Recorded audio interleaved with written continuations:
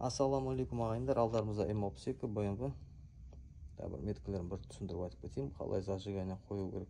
Жалпы интернетте кеңінен тараған бұл зажиганиялары. Каналымда да бар, қай-қайсысында да. Бір екі рет па көрсеткен осының зажиганиясын қалай қою керек, қалай шығару керек.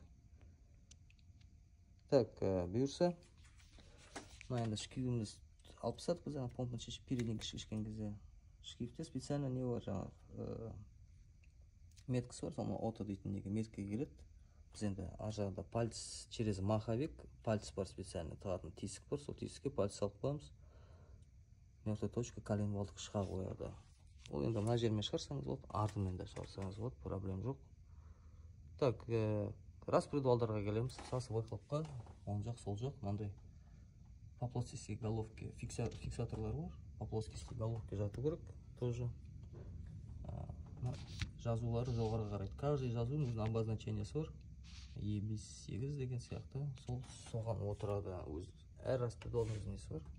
Фиксаторы бар. Так, осы міне фиксаторлар по плоскости головки жату керек.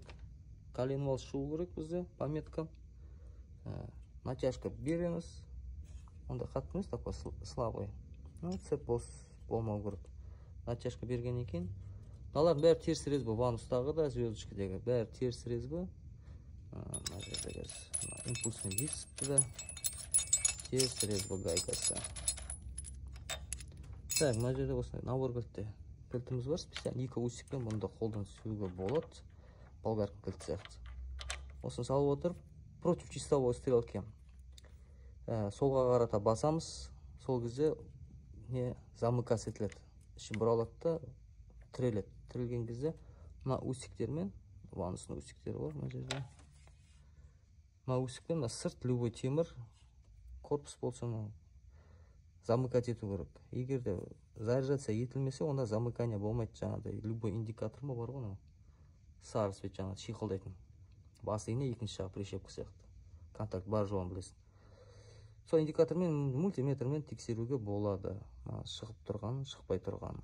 Сөйтіп контакт бар жоғын біліп, барым болғаннан кейін, опять же осыны кішкене басып отырып, против часовой стрелки қатырамыз.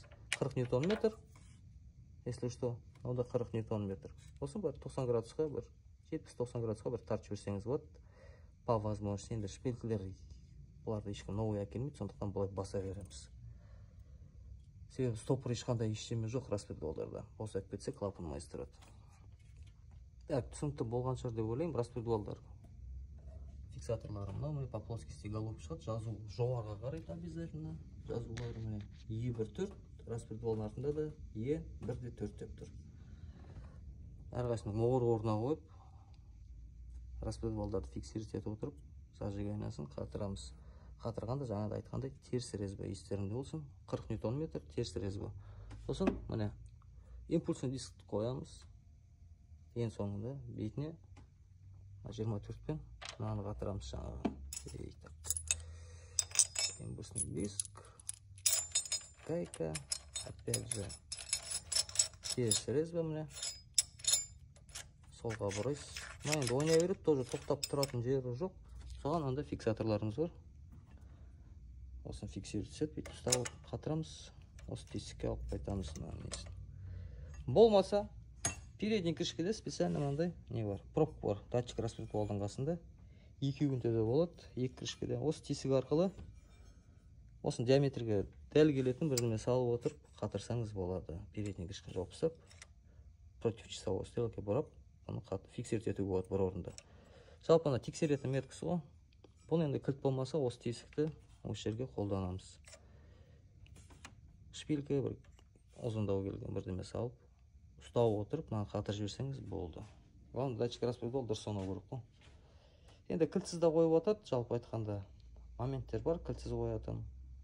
Чуть-чуть минус-плюс туда-сюда болу мүмкін. Так что желательно кілтпен ағайындар. М62, 3-5, 4-тік, 4-4, осын қайсысы бар, 4-8 ба? Бәрінде осындай. Енді ванусы жоқтарда алар болмайды. Импульсный дисктер олар артта коленвалмен распредвалды шығара бересіз. Проблем жоқ.